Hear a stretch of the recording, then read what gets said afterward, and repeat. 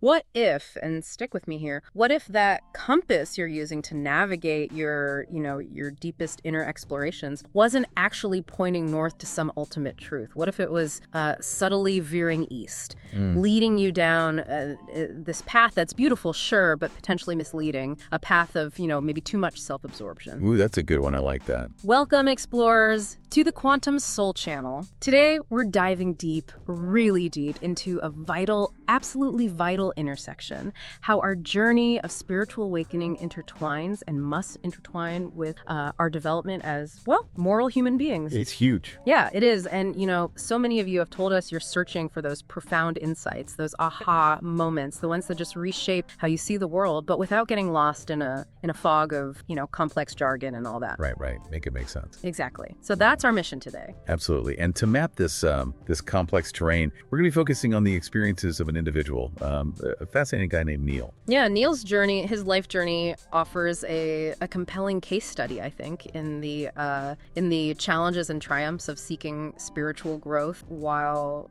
also striving to live ethically. Yeah, like, can you be both? Yeah, exactly. And his story, which comes from, a lifetime of inner exploration, engaging with diverse wisdom traditions, it holds some valuable lessons for us, for understanding our own paths, I think. Absolutely. Okay, so have you ever, stopped to consider, is it even possible to reach these breathtaking spiritual heights while your moral foundation's still, well, a bit shaky? Right, like, how high can you go before it matters? Yeah, can you truly be awake, if you're not also deeply attuned to your ethical responsibilities in the world? That's the question. It is. These are the core questions we're going to be unpacking in this deep dive. So we'll begin by exploring the nature of spiritual awakening. We'll use the initial catalysts in Neil's life. Perfect. Then we'll delve into, well, what even constitutes genuine moral development and why it's so critical. And then we'll closely examine why these two aspects, they're not just, related, they're dependent on each other. And need each other. Yeah, they do, for true holistic growth.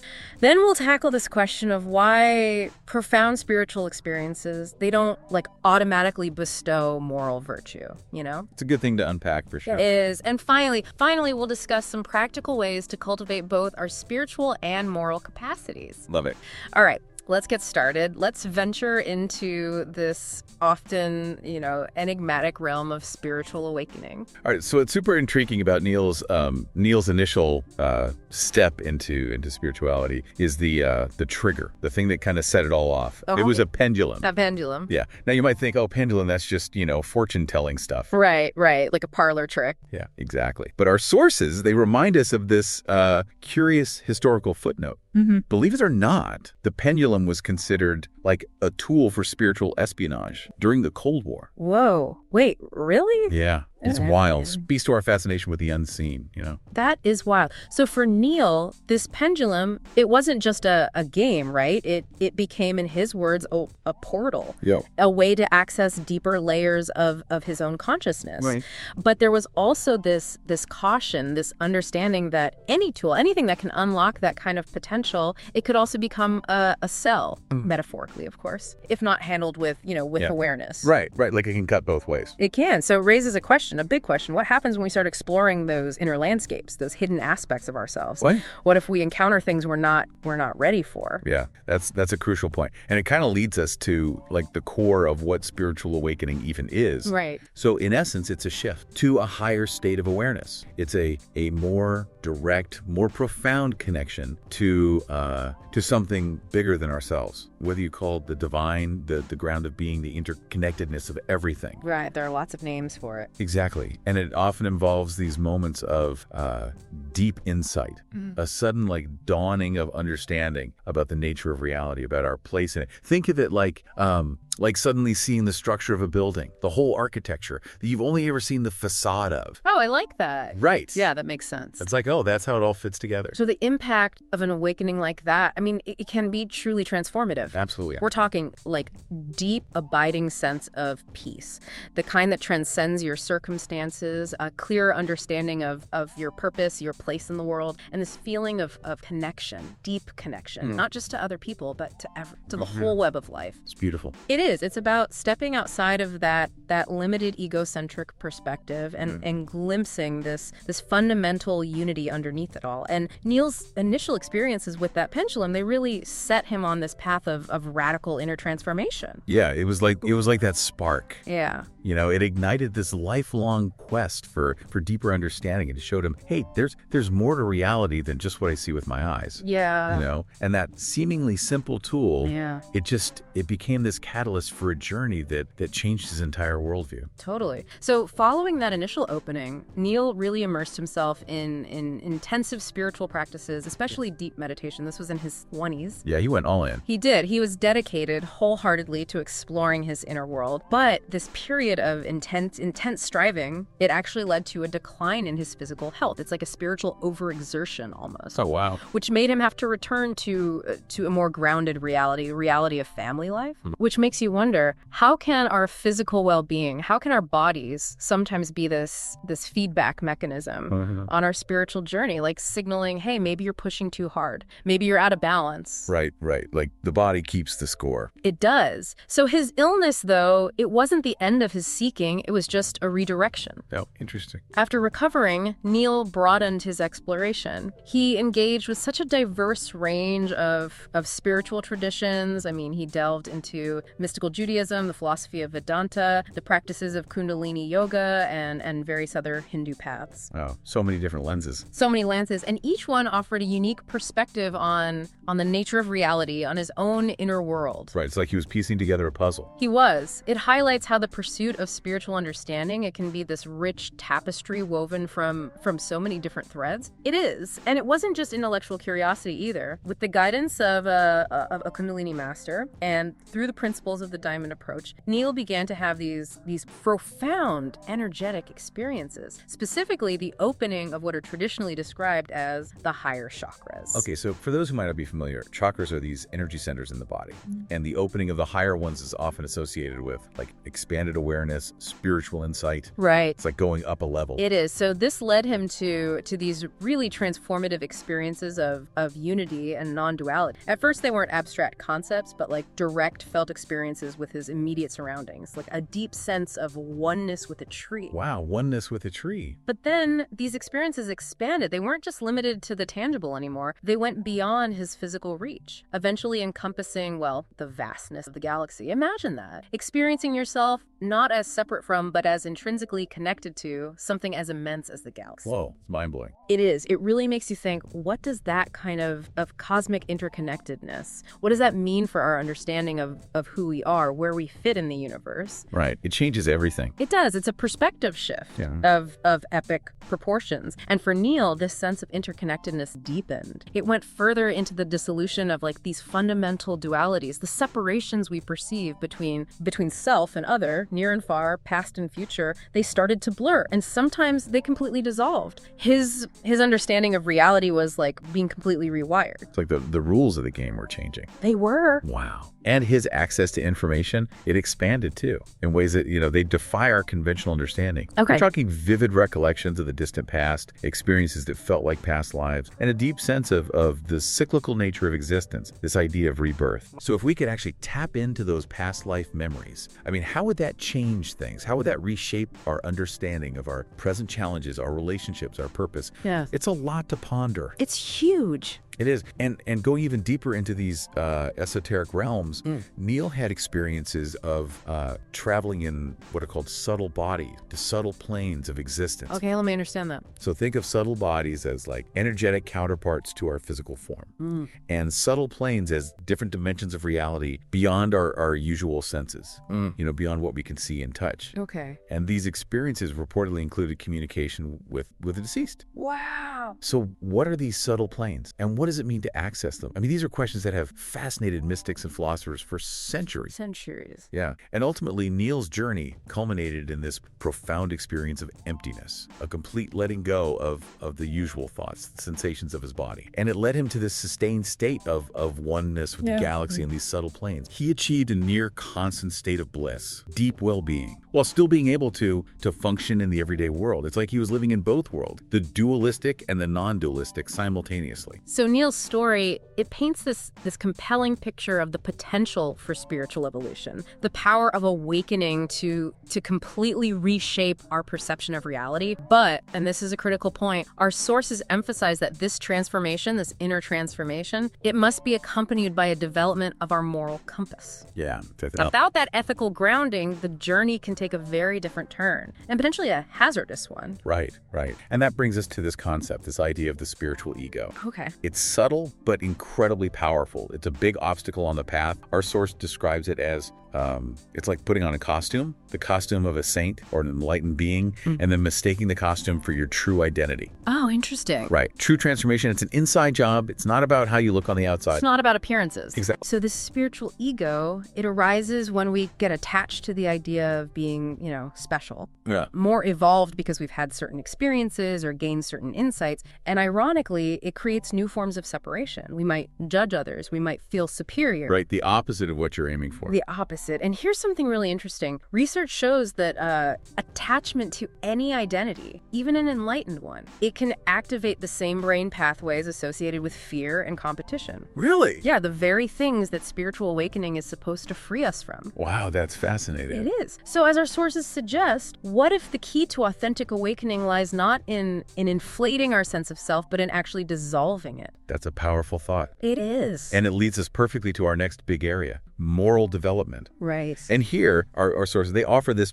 blunt, kind of unsettling insight. They say, altered states of consciousness can, by default, switch off your moral brakes. It's a powerful image, right? Suggesting that as our awareness shifts, our usual ethical safeguards, they might become less reliable. So it's like, as we're expanding, we might be more vulnerable. In a way, yeah. And some neurological studies suggest that intense mystical experiences, they can activate brain regions in a way that's similar to mania or even mild psychosis. Wow. Which highlights the need for a strong ethical framework to navigate these states safely. To stay grounded. Exactly. Our source even uses the myth of Icarus. Without an ethical compass, you might soar, but like Icarus, you risk a devastating fall. Flying too close to the sun. Exactly. And it also talks about the danger of grandiosity. It says, I'm paraphrasing here, but you might start to believe you're a demigod. But even the Greek gods, with all their power, well, they weren't exactly models of perfect behavior. They had their issues. They did. It's a little bit of humor, Yep. but it underscores the point that a big ego, well, it can be a real danger, especially when it's mixed with those profound spiritual experiences. Yeah, it can be intoxicating. So it really makes you ask, what if true spiritual progress isn't about this elevation of the self? What if it's about remembering to bring our humanity along for the ride, our sense of right and wrong? Absolutely. The source even goes so far as to say that spiritual awakening, without a strong moral foundation, could make someone worse in how they interact with the world. Yeah, that's a tough one to swallow. It is. And sadly, history's full of examples that seem to back that up. Individuals who achieve spiritual recognition, but then they abuse their power. They manipulated and exploited others, all under the guise of spirituality. Right, using their status for harmful purposes. Exactly. And the key insight here is that a lack of moral development, it can twist the process of awakening. It can lead to self-deception, where people convince themselves that their actions are justified because they have this higher purpose. They're above the rule. Exactly. And there's actually a neurological basis for this. Research indicates that during altered states of consciousness, there could be a decrease in activity in the prefrontal cortex. Okay. That's the part of the brain responsible for moral reasoning, ethical control. So it's like those natural checks and balances are weakened. Yeah, in a way. Yeah. So if that happens during these profound spiritual experiences, then having a strong internal ethical framework, it becomes even more important. Right, to make sure we don't go off the rails. Exactly. So that leads to this crucial question. Is there an antidote to this potential moral shadow of awakening? And the answer, surprisingly, lies in a pretty straightforward place. Okay. It lies in the conscious cultivation of moral development. So let's talk about that. What exactly do we mean by moral development? Okay, so at its core, it's the process of growing in our ability to tell right from wrong and to act according to those values. Makes sense. It's about forming our personal ethics, that internal compass that guides our behavior, and developing integrity, which is basically the alignment between what we believe and how we actually act. Walking the walk. Exactly. Yeah. And this is absolutely fundamental for living a a life that's not just meaningful for us, but also contributes positively to the world around us. To other people. To everyone. And our sources highlight that Neil himself, he came to understand this. He saw how important moral development was alongside his own spiritual awakenings. He realized that achieving these higher states of consciousness, it didn't automatically make him a good person. So it wasn't a one-to-one correlation. No, not at all. And he didn't just, think about it. He actively worked on his moral development. One way he did this was through his profession as a psychologist. Oh, interesting. Yeah, that field, it naturally cultivates things like compassion and empathy. Yeah. Being able to understand and share the suffering of others, being able to see things from their perspective. And Neil saw his work as a reciprocal process. Helping others, it helped him to grow both spiritually and ethically. So it was a two-way street. Exactly. Another key practice for him was self-reflection. He would regularly take time to examine his actions, his motivations, his intentions, really asking himself, are these in line with my values? Because he was holding himself accountable. Yeah, he was. And this kind of introspection, it's essential for identifying those blind spots, the areas where we might be falling short of our own ethical standards,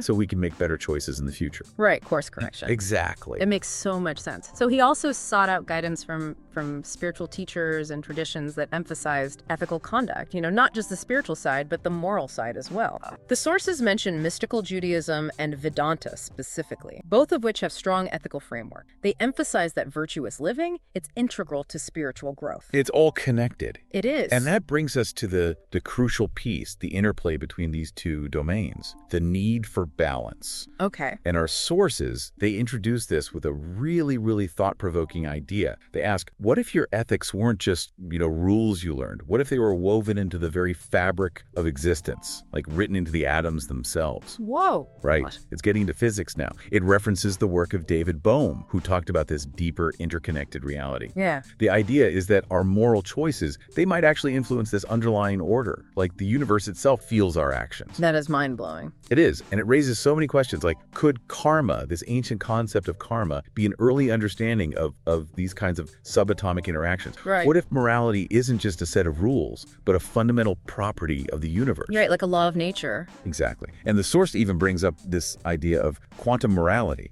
where consciousness is linked to the quantum field. And maybe ethical principles, they work like a quantum code, influencing our actions at a level we don't even fully grasp yet. So every choice we make, it sends out ripples. Ripples into the very fabric of reality. Oh. It's this beautiful convergence of modern science and ancient wisdom. The ancient traditions have always talked about the interconnectedness of everything, and now maybe quantum physics is validating that intuition. It's giving it a scientific basis. Exactly. But it leaves us with a big question. If this quantum code of morality exists, how do we tap into it? How do we let it guide our lives? That's the million-dollar question. It is. Yeah. And it brings us back to the heart of this deep dive. Why is this balance between spiritual awakening and moral development so essential? Right. Why does it matter? Because as we've seen, spiritual awakening without moral development, it can cause problems. Individuals in these heightened states of consciousness, they might start to think they're beyond conventional morality, that their actions are justified by their advanced understanding. And that can be really dangerous. It can lead to all sorts of justifications. Yeah, exactly. And Neil, his journey is a perfect example of how to get it right. He never separated his pursuit of spiritual insights from his commitment to ethical behavior. It was always an integrated process for him. They went hand in hand. Exactly. And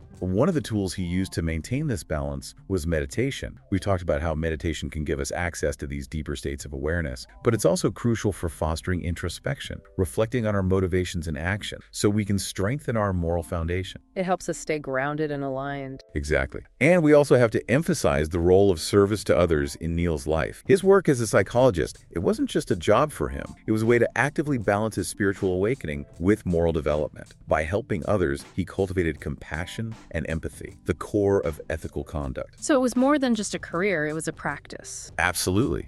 And his seeking guidance from traditions like mystical Judaism and Vedanta, that was crucial too. These traditions, they weave together spiritual understanding and ethical living. They provide this holistic framework for growth. It's about seeing the whole picture. Exactly.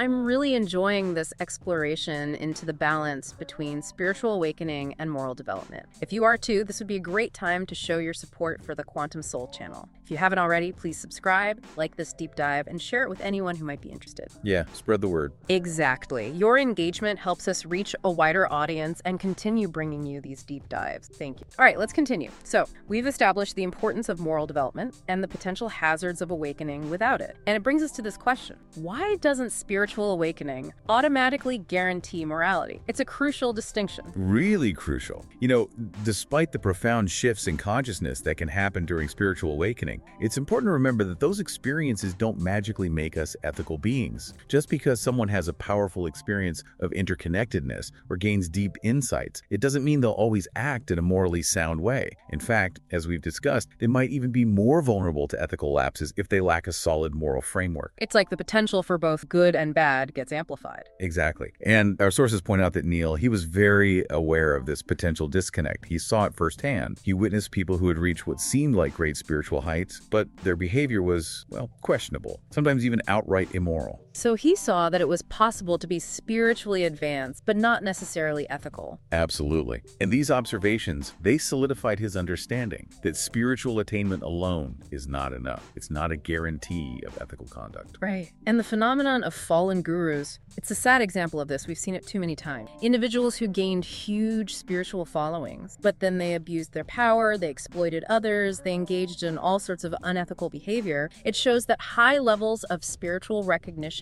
and a lack of moral integrity, they can tragically coexist. It's heartbreaking. It is. And Neil understood the importance of self-awareness, being aware of your own weaknesses, your vulnerabilities. He believed that awakening, while it can illuminate our higher nature, it can also amplify our negative tendencies. Right. It makes everything more intense. It does. Yeah. And that's why his practice of self-reflection was so crucial. It allowed him to see those areas where he needed to grow ethically, to make more conscious, more moral choices. That's like checking in with yourself, making sure you're still on track. Yeah, exactly. And again, we see the importance of seeking guidance from traditions that emphasize ethical conduct, like mystical Judaism and Vedanta. These traditions helped Neil to prioritize his moral growth alongside his spiritual development. They provided that framework. They did. And that leads us to this bigger concept of holistic development. Holistic development. The idea that to really thrive as human beings, we need to integrate all aspects of ourselves, our physical, emotional, intellectual, spiritual, and ethical dimensions. Right, it's about the whole package.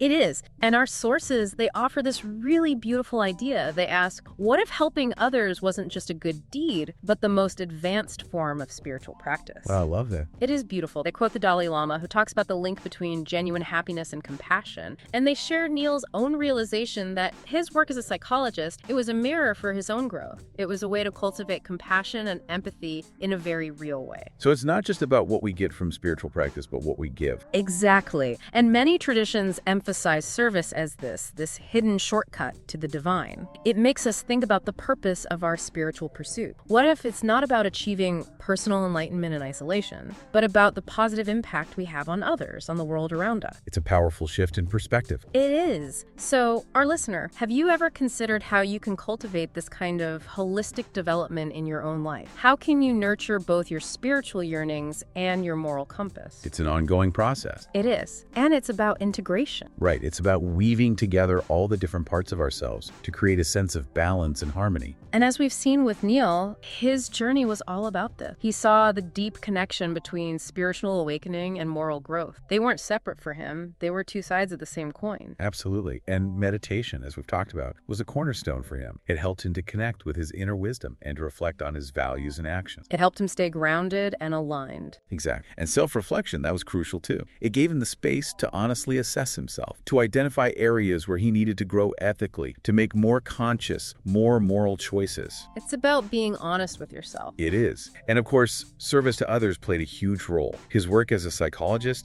it was a way to put his values into action, to cultivate compassion and empathy in a tangible way. It was about making a difference in the world. Exactly. And finally, we have to mention his seeking guidance from traditions like mystical Judaism and Vedanta. These traditions provided him with wisdom, with practical guidance on how to live a life that's both spiritually aware and ethically grounded. So it's about finding that balance, that integration. It is. And now I think it's time to address some of the questions that might be coming up for you. How can you apply these insights about the balance between spiritual awakening and moral development in your own life? Right. How do we make this practical? Exactly. It's not just about understanding Neil's journey, it's about seeing how these principles can inform your own path. And it starts with a shift in perspective. perspective. Instead of just asking, how am I feeling? What spiritual experiences have I had? We start to ask, who am I becoming? That's a much deeper question. It is. So a common question is, how can I start working on my moral development alongside my spiritual awakening? Our sources suggest starting with simple practices like meditation and reflection. Take some time each day to quiet your mind, focus on your breath, and then gently turn your attention inward. Ask yourself, are my actions aligned with my values? Neil found guided meditations particularly helpful for this. Guided meditations, that's a great tip. Yeah. And another question is, why is this balance so important? Well, as we've seen, awakening without morality, it can lead to problems. People might start to disregard their ethical responsibilities. Neil's life is a powerful reminder that we need to cultivate both aspects of ourselves. It's about being a whole person. Exactly. And given the stories of fallen gurus, a very important question is, how can I avoid falling into those traps? And the key here is self-awareness, regular introspection, and seeking guidance from traditions that emphasize ethical conduct. Neil's commitment to self-reflection and his engagement with traditions like mystical Judaism and Vedanta, those were his safeguards. So it's about having those checks and balances in place. Exactly. And finally, a question that's central to all of this is, what practices can help me achieve holistic development? And our sources recommend 3 key practices: meditation, self-reflection, and service to others. Meditation helps us connect with our inner wisdom, reflection helps us assess ourselves and identify areas for growth, and service helps us put our values into action. It's about aligning our inner and outer worlds. Absolutely. We've covered a lot of ground in this deep dive.